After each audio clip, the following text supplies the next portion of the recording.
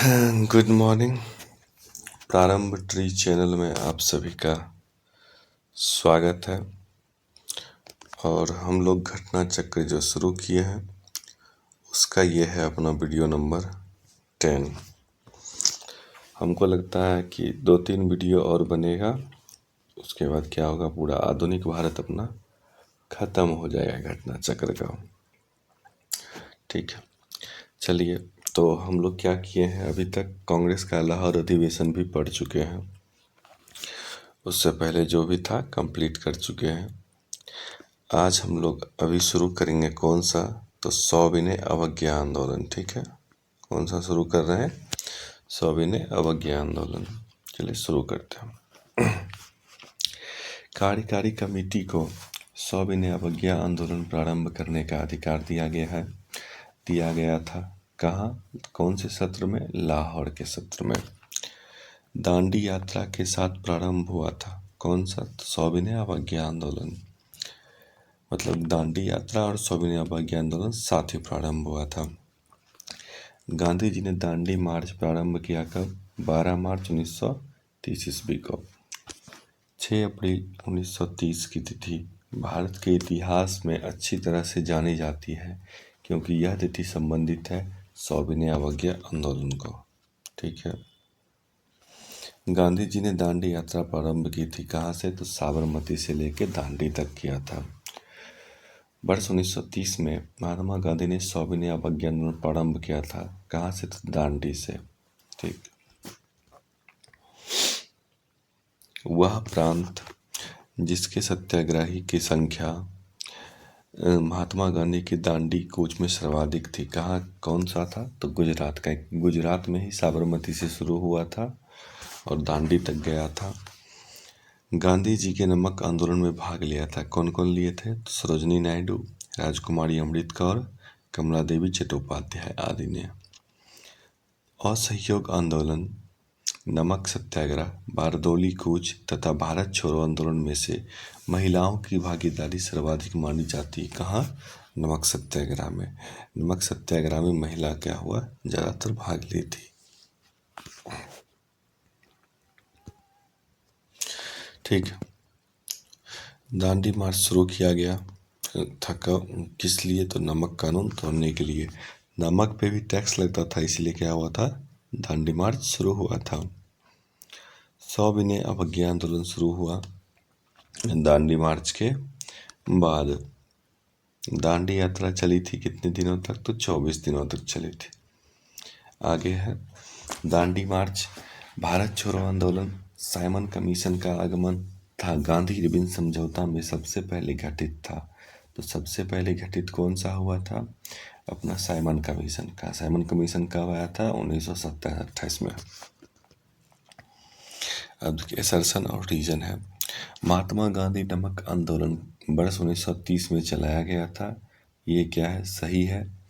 महात्मा गांधी का उद्देश्य था कि गरीबों को नमक मुफ्त उपलब्ध हो, ये बात गलत है। महात्मा गांधी का उद्देश्य ये था कि नमक पे कर नहीं लगे, ऐसा नहीं था गरीबों को न फ्री में उपलब्ध हो जाए। सविनय अवज्ञा आंदोलन के संदर्भ में सत्य कथन है, कौन सा सत्य कथन है, तो मदन मोहन मालवीय, देवदास गांधी, M.K. मुंशी को नमक कानून तोड़ने पर क्या हुआ था, सजा दी गई थी। ठीक, आगे देखते हैं। शक्ति के विरुद्ध अधिकार की इस लड़ाई में मैं विश्व का सहानुभूति चाहता हूँ, यह कथन संबंध है कहाँ से, तो गांधी जी की दांडी यात्रा से। मतलब गांधी जी बोले थे, कब बोले थे, तो दांडी यात्रा में के दौरान। महात्मा गांधी की दांडी यात्रा के विषय में सत्य है, क्या सत्य है, चलिए देख लेते हैं हम लोग। यह पूर्णतः एक पैदल यात्रा थी, बिल्कुल सही। साबरमती आश्रम से आरंभ होकर इसका समापन दांडी में हुआ था। साबरमती आश्रम से शुरू समूची यात्रा 24 दिनों में पूरी हुई थी।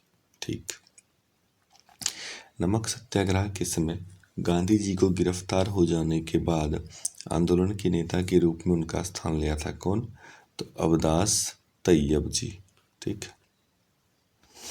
महात्मा गांधी घर्षणा एक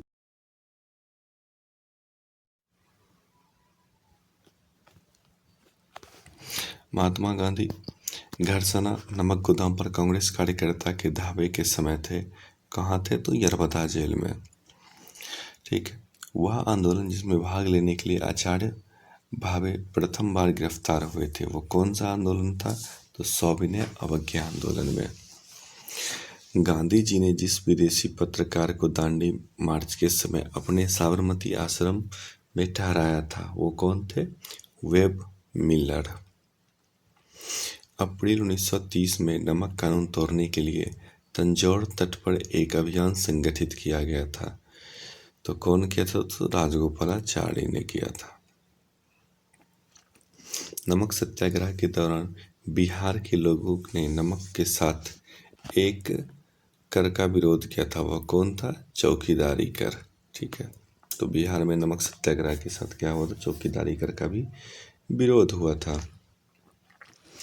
भारतीय स्वतंत्रता संघर्ष के दौरान रेड शॉर्ट्स के नाम से भी पहचाने जाने वाले खुदाई खिदमतगार को आह्वान किया। तो क्या हुआ था? तो पठान क्षेत्रीय राष्ट्रवादी एकता का और उपनिवेशवाद के विरुद्ध संघर्ष का ये था आह्वान था। लाल कुर्ती दल संगठित किया था किसने? अंग्रेज को निकालने के लिए। ठीक। गढ़वाल रेजिमेंट के सैनिकों ने प्रदर्शनकारियों पर गोली चलाने से इनकार कर दिया था। कब? तो सविनय अवज्ञा आंदोलन के दौरान। जो भी देखिए गढ़वाल रेजिमेंट हो या किसी में, तो भारतीय ज़्यादातर रहते थे, तो ये क्या किए थे? प्रदर्शनकारी पर गोली चलाने से इनकार कर दिए थे। लाल कुर्ती आंदोलन के नेता थे कौन कौन थे? तो खान अब्दुल गफ्फार खान। देखिए वर्ष 1930 में अंग्रेज सरकार के विरुद्ध प्रसिद्ध पेशेवर कांड का नायक था। कौन था? वीर चंद्र सिंह गढ़वाली। जिया तरंग आंदोलन प्रारंभ हुआ था कहाँ से? मणिपुर से। अब देखिए बेगूसराय की चौकीदारी टैक्स के विरुद्ध आंदोलन का एक हिस्सा था। किसका हिस्सा था? तो सविनय अवज्ञा आंदोलन। अपना बेगूसराय देखिए बिहार, बेगूसराय क्या है? बिहार का क्षेत्र है। यहाँ पे भी चौकीदारी टैक्स के विरोध में हुआ था। चौकीदारी टैक्स का विरोध हुआ था। तो कब किसके समय में हुआ था? सविनय अवज्ञा आंदोलन के समय। ठीक। सविनय अवज्ञा आंदोलन सिविल डिसोबीडियंस मूवमेंट की असफलता के बाद गांधी जी ने महत्व दिया किसको? रचनात्मक कार्य को। ठीक। ये असफल हो गया था। द्वितीय सविनय अवज्ञा आंदोलन में जुलूस के नेतृत्व करते हुए डॉक्टर राधाबाई को गिरफ्तार किया गया था। कब? 13 जून 1932 को। ठीक। प्रभावती देवी स्वतंत्रता संग्राम सेनानी थी। कहाँ से? पटना से। पटना बिहार। वो टॉपिक खत्म हो गया। अब हम लोग पढ़ते हैं गांधी इरविन समझौता। ठीक। गांधी इरविन समझौता हुआ मुख्य रूप से गोलमेज सम्मेलन में कांग्रेस की भागीदारी सहज करने के लिए। ठीक है। गोलमेज सम्मेलन होता है, उसमें भागीदारी सहज करने के लिए। देखिए गांधी इरविन समझौते में सम्मिलित मांगे थी। क्या क्या थी? राउंड टेबल कॉन्फ्रेंस में भाग लेने के लिए कांग्रेस को आमंत्रित करना, असहयोग आंदोलन के संबंध में जारी किए गए अध्यादेशों को वापस लेना, केवल उन्हीं कैदियों को रिहाई जिन पर हिंसा का अभियोग नहीं था। 5 मार्च 1931 को हुआ समझौता। कौन सा समझौता हुआ था? तो ऐतिहासिक समझौता, गांधी इरविन समझौता। वह आंदोलन जिसका स्थगन गांधी इरविन समझौता के लिए किया जाना प्रस्तावित था, तो कौन था? तो सविनय अवज्ञा आंदोलन। अगर गांधी इरविन समझौता हो जाएगा तो इस आंदोलन को क्या किया जाएगा? खत्म कर दिया जाएगा। गांधी इरविन समझौते के हस्ताक्षरित होने से महत्वपूर्ण भूमिका निभाई थी किसने? तेज बहादुर सप्रू ने। इरविन तथा गांधी को दो महात्मा कहा था। किसने? पहला महात्मा इरविन को, दूसरा महात्मा किसको? गांधी को। ये कहे थे सरोजिनी नायडू ने। गांधी इरविन समझौते में महात्मा गांधी के लाभ को सांत्वना पुरस्कार कहा था। कौन? एलन कैंपबेल जॉनसन ने। अब देखिए आधुनिक भारतीय इतिहास में घटनाओं का सही कालानुक्रम क्या है? मार्ली मिंटो सुधार पहले हुआ, जलियांवाला बाग उसके बाद हुआ, गांधी इरविन समझौता उसके बाद हुआ, अगस्त क्रांति उसके बाद हुआ। ठीक, देखिए एक चीज है कि गोलमेज सम्मेलन में 3 होता है, जिसमें गांधी जी एक में भाग लेते हैं, लेकिन बी आर अम्बेडकर पूछेगा कि कौन व्यक्ति थे जो तीनों में भाग लिए थे, तो बी आर अम्बेडकर। ठीक, देखिए कांग्रेस का कराची अधिवेशन 1931। अब हम लोग कहाँ पहुंच गए हैं, 1931 पर। भारतीय राष्ट्रीय कांग्रेस में कराची अधिवेशन के स्थापित किया था किसने, सरदार वल्लभ भाई पटेल ने। वर्ष 1931 में भारतीय राष्ट्रीय कांग्रेस के कराची अधिवेशन के लिए, जिसकी अध्यक्षता सरदार पटेल कर रहे थे, मूल अधिकारों तथा आर्थिक कार्यक्रम पर संकल्प प्रारूपित किया था। कौन किया था, पंडित जवाहरलाल नेहरू ने। भारतीय राष्ट्रीय कांग्रेस में के कराची अधिवेशन 1931 को महात्मा गांधी की लोकप्रियता का सम्मान का प्रकाष्ठा माना। किसने माना था, तो एस.सी. बोस, सुभाष चंद्र बोस। भारतीय स्वाधीनता संघर्ष के संबंध में का सही क्रम क्या है, गांधी इरविन समझौता, भगत सिंह को फांसी, भारतीय राष्ट्रीय कांग्रेस का कराची अधिवेशन और द्वितीय गोलमेज सम्मेलन। द्वितीय गोलमेज सम्मेलन कब हुआ था, 1931 में हुआ था। देखिए भारतीय राष्ट्रीय आंदोलन के संबंध में सही कालानुक्रम, गांधी इरविन समझौता, राजगुरु को फांसी, भारतीय राष्ट्रीय कांग्रेस का कराची अधिवेशन। अब एक और क्या है, भारतीय स्वतंत्रता संग्राम के संबंधित घटनाओं का सही क्रम क्या है, गांधी इरविन समझौता पहले हुआ, भगत सिंह को फांसी, भारतीय राष्ट्रीय कांग्रेस का कराची अधिवेशन और पूना पैक्ट उसके बाद। ठीक है, पूना समझौता। चलिए अब हम लोग पढ़ते हैं गोलमेज सम्मेलन। मौलाना मोहम्मद अली, मौलाना अबुल कलाम आज़ाद, महात्मा गांधी तथा पंडित जवाहरलाल नेहरू में से वह नेता जिसने लंदन में प्रथम गोलमेज कॉन्फ्रेंस में भाग लिया था। तो पहला में कौन लिया था, तो मौलाना मोहम्मद अली। प्रथम गोलमेज सम्मेलन के बारे में सही है, क्या सही है, यह 1930 में आयोजित हुआ। इसे साइमन आयोग की रिपोर्ट पर चर्चा करनी थी। इसका आयोजन लंदन में हुआ था। ठीक है, लंदन में संपन्न हुए गोलमेज सम्मेलन में भारतीय ईसाइयों का प्रतिनिधित्व किया था किसने, के.टी. पॉल ने। द्वितीय गोलमेज सम्मेलन में भाग लिया था कौन कौन, महात्मा गांधी, सरोजिनी नायडू, मदन मोहन मालवीय। द्वितीय गोलमेज सम्मेलन में कांग्रेस का प्रतिनिधित्व किया था, कौन किया था कांग्रेस का प्रतिनिधित्व, महात्मा गांधी किए थे अपना। जवाहरलाल नेहरू ने दूसरे गोलमेज सम्मेलन 1932 में भारतीय राष्ट्रीय कांग्रेस का प्रतिनिधित्व किया था। सॉरी, उसमें बोले थे, देखिए ये बात तो क्या है, बिल्कुल गलत है। गांधी इरविन समझौता 1931 में भारतीय राष्ट्रीय कांग्रेस का दूसरे गोलमेज सम्मेलन 1931 में भाग लेना अंतर्निहित था। ये क्या है अपना, सही है। उसमें बताए भी थे कि दूसरा गोलमेज सम्मेलन 1931 में हुआ था। महात्मा गांधी तब गोलमेज सम्मेलन में भाग लेने गए थे, लंदन गए थे, तो ठहरे कहाँ थे, किंग्सले हॉल में। ठीक, द्वितीय गोलमेज सम्मेलन में कांग्रेस के एक प्रतिनिधि के रूप में भाग लेने के लिए महात्मा गांधी बम्बई से लंदन जिस पानी के जहाज में गए थे उसका नाम था एस.एस. राजपुताना जहाज। महात्मा गांधी दिसंबर 1931 में खाली हाथ भारत लौटे थे, कहाँ से, तो लंदन से। द्वितीय गोलमेज सम्मेलन जिस प्रश्न पर असफल रहा हुआ था, सांप्रदायिक प्रतिनिधित्व। महात्मा गांधी कभी नहीं चाहते थे कि हिंदू मुस्लिम अलग हो। उस भारतीय का नाम जिसने तीनों देखिए गोलमेज सम्मेलन में भाग लिया, तो था गया बी.आर. अम्बेडकर। 1930-32 की अवधि में भारत और ब्रिटेन के राजनेताओं की लंदन में हुई बैठकों का पढ़ाया प्रथम, द्वितीय और तृतीय गोलमेज सम्मेलन के रूप में उल्लेख किया जाता है।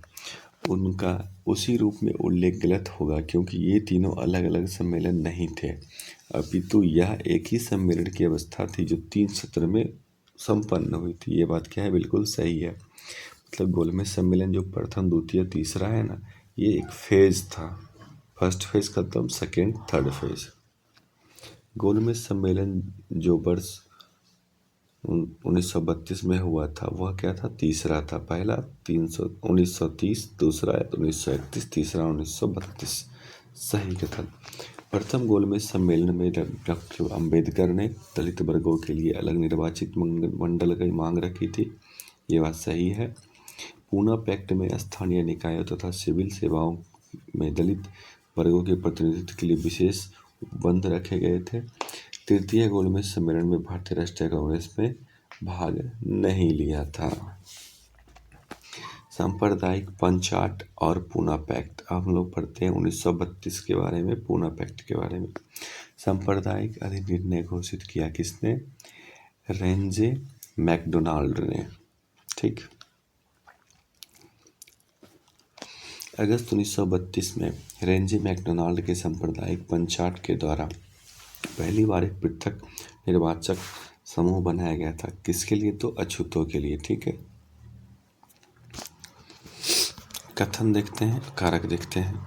ब्रिटिश सरकार ने अगस्त 1932 में सांप्रदायिक पुरस्कार की घोषणा की। ठीक है, ये बात क्या है? सही है। और कारण देखते हैं। इसके तहत प्रत्येक अल्पसंख्यक समुदाय के लिए विधानमंडल में कुछ सुरक्षित सीटें की गई है, जिसके लिए सदस्य का चुनाव पृथक निर्वाचन मंडल से होता है। ये दोनों क्या है? सही है और सही व्याख्या भी कर रहा है। मैकडोनाल्ड के सांप्रदायिक पंचायत कम्युनल अवार्ड ने पृथक चुनाव क्षेत्र का आरक्षित सीट आवंटित की थी। किसके लिए किया था?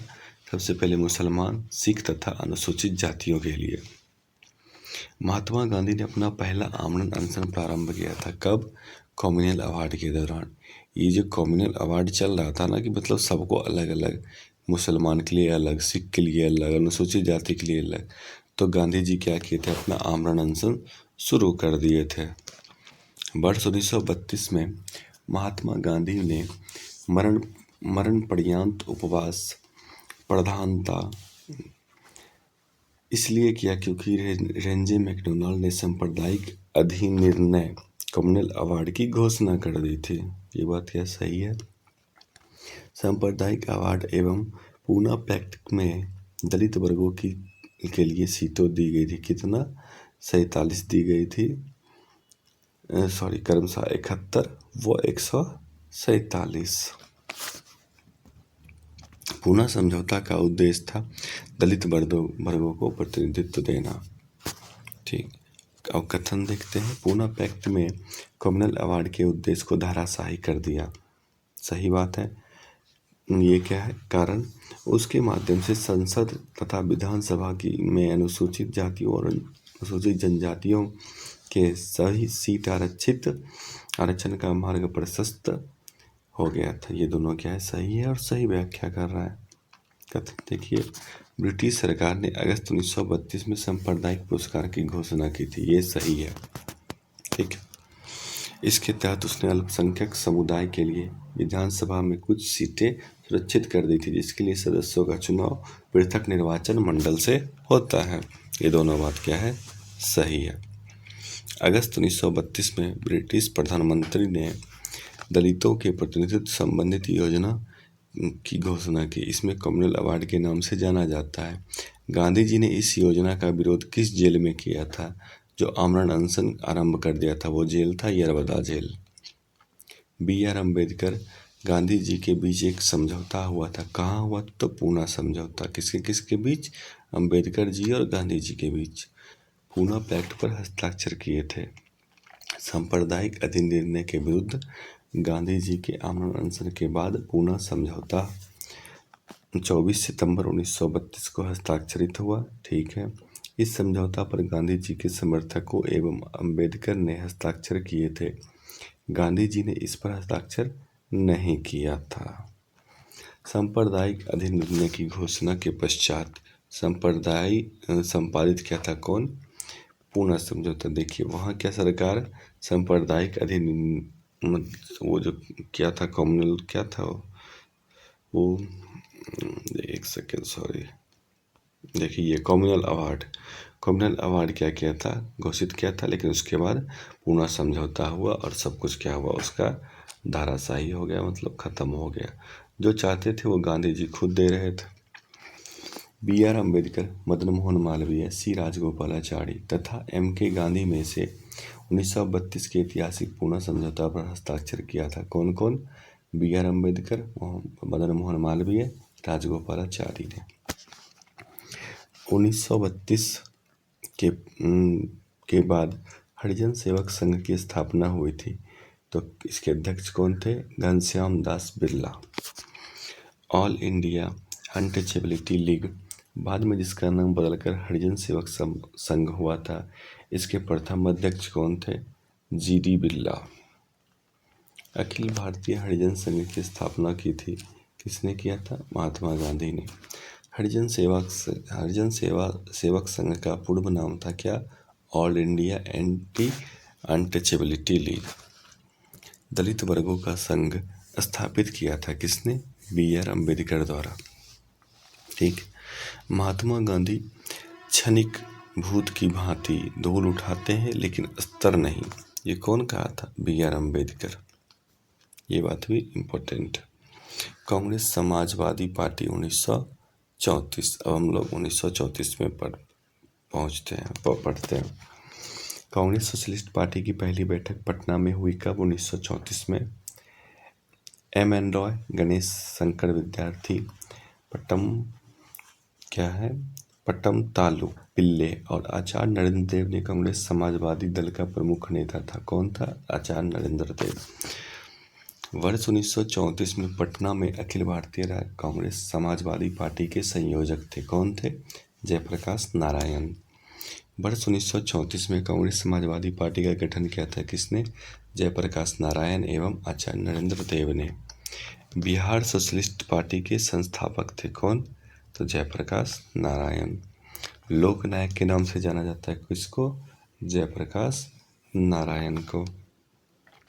जयप्रकाश नारायण दिवस मनाया जाता है कब? अप्रैल 1946। श्री नरसिंह नारायण थे, क्या थे? तो समाजवादी थे। अब सही कथन देखते हैं। 1936 में हस्ताक्षरित बम्बई मैनिफेस्टो प्रत्यक्ष रूप से समाजवादी आदर्शों के प्रतिपादन का विरोध था। इसको समस्त भारत में बृहत व्यापारिक समुदाय का सहयोग मिला था। ये बात क्या है? सही है। चलिए आगे देखते हैं। प्रांतीय चुनाव और मंत्रिमंडल का गठन 1937। ठीक। वर्ष 1937 में संपन्न विधानसभा चुनाव में इंडियन नेशनल कांग्रेस का पूर्ण बहुमत नहीं मिला था। कौन प्रांत में? पंजाब में। प्रांतीय सरकार का गठन किया गया था कब? 1935 के अधिनियम के तहत। वर्ष 1935 के अधिनियम के तहत कराए गए विधानसभा चुनाव में से मद्रास, बिहार, उड़ीसा एवं बंगाल राज्य में कांग्रेस ने पूर्ण बहुमत नहीं प्राप्त किया था। कहाँ नहीं किया था? बंगाल में। मुंबई, असम, उड़ीसा तथा बिहार में से वह प्रांत जहां 1937 के आम निर्वाचन में भारतीय राष्ट्रीय कांग्रेस को पूर्ण बहुमत नहीं प्राप्त। कहाँ? बम्बई और असम में। बहुत जगह नहीं हुआ है। वर्ष 1937 में के चुनाव में कांग्रेस द्वारा बहुमत प्रांतों की संख्या थी कितना? 5, मतलब 5 जगह से बहुमत प्राप्त किया था। बिहार, मद्रास, उड़ीसा एवं पंजाब में से वह क्षेत्र जिसमें 1935 के अधिनियम के अंतर्गत कांग्रेस की मंत्रिपरिषद का गठन नहीं हुआ था। कहाँ पे? पंजाब में। 1935 के अधिनियम के उपरांत 1937 में हुए आम चुनाव में गठित कांग्रेस मंत्रिमंडल का कार्यकाल था कितने दिनों का? 28 माह का। बिहार में पहले कांग्रेस मंत्रिमंडल का नेतृत्व किया था किसने? डॉक्टर श्री कृष्ण सिंह। और बिहार के पहले मुख्यमंत्री कौन थे? डॉक्टर श्री कृष्ण सिंह। मुस्लिम लीग ने मुक्ति दिवस मनाया था कब? वर्ष 1939 में। कांग्रेस ने भू स्वामित्व को समाप्त करने की नीति अपनाई कब? कार्यकारिणी कमेटी 1937 में। वर्ष 1937 में चुनाव के पश्चात यूपी में गठित मंत्रिमंडल में वित्त विभाग सौंपा गया था किसको? तो रफ़ी अहमद किदवाई को। कांग्रेस प्रशासित प्रदेशों में मुस्लिम की शिकायतों से संबंधित रिपोर्ट का सही कालानुक्रम है। तो पीरपुर रिपोर्ट, शरीफ रिपोर्ट, मुस्लिम सफरिंग अंडर कांग्रेस रूल। ठीक है, ये सब क्या है? रिपोर्ट। अब है कांग्रेस का त्रिपुरी संकट 1939।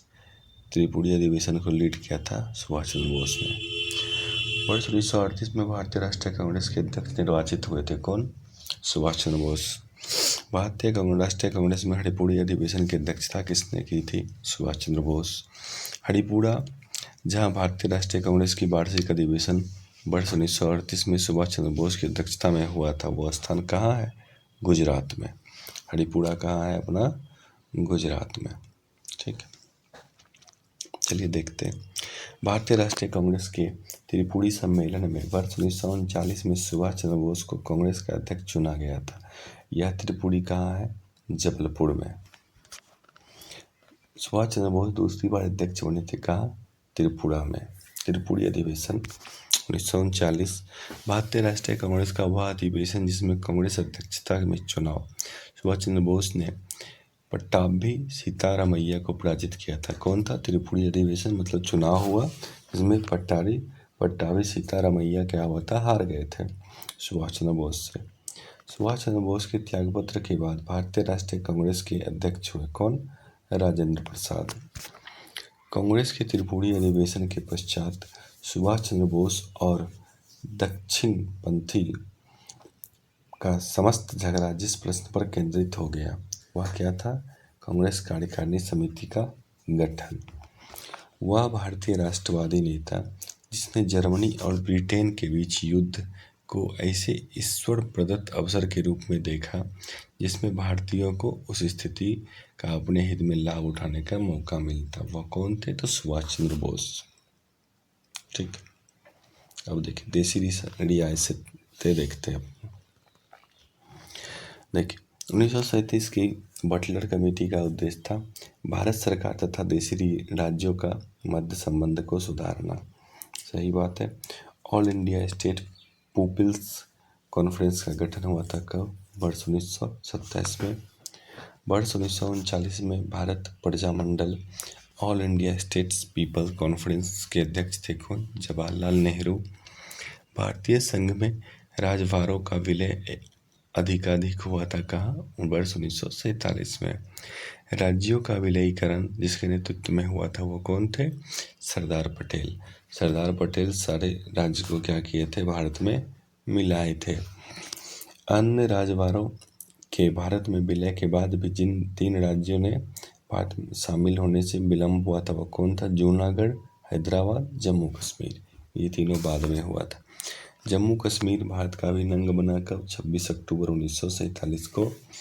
भारतवर्ष के विभाजन के समय ब्रिटिश भारत के पंजाब, असम, बंगाल तथा बिहार में से वह प्रांत जिसने एक संयुक्त एवं स्वतंत्र अस्तित्व की योजना सामने रखी वह कौन था? पंजाब। पंजाब कहता था कि हम अकेले देश बनेंगे। देसी राज्यों में से यथावत स्टैंड स्टिल समझौता का पक्षधर था कौन? हैदराबाद। हैदराबाद भी कहता था हमको भी अलग राज्य बना दो। तो यहाँ पे क्या होता? सैनिक लेके गए थे, उसके बाद हैदराबाद का विलय हुआ था। अब देखिए द्वितीय विश्व युद्ध। द्वितीय विश्व युद्ध के संबंध में भारतीय राष्ट्रीय कांग्रेस की नीति थी पूर्व स्वतंत्रता का आश्वासन मिलने पर ब्रिटेन का सहयोग। मतलब ब्रिटेन बोला था क्या इसमें सहयोग दो, हम तुमको स्वतंत्र कर देंगे। ठीक है, कथन देखिए। द्वितीय विश्व युद्ध में भारतीय राष्ट्रीय कांग्रेस ने अंग्रेजों का सहयोग प्रदान किया था। गलत बात है, नहीं किया था, क्योंकि उन्हें पूर्ण स्वराज प्राप्त होने की आशा थी। ये दोनों बात क्या है? गलत है। कथन ए, वर्ष 1939 में सभी प्रांतों में कांग्रेस मंत्रिमंडल त्यागपत्र दे दिया था। सही है। कारण कांग्रेस ने द्वितीय विश्व युद्ध के संदर्भ में वायसराय के जर्मनी के विरुद्ध युद्ध घोषित कर देने का निर्णय को अस्वीकार कर दिया था। ये दोनों बात सही है और सही व्याख्या करती है। द्वितीय महायुद्ध समाप्त हुआ था कब? वर्ष 1945 में। द्वितीय विश्व युद्ध के दौरान ब्रिटेन के प्रधानमंत्री थे कौन? Winston Churchill. द्वितीय विश्व युद्ध के दौरान ब्रिटेन के प्रधानमंत्री थे विंस्टन चर्चिल।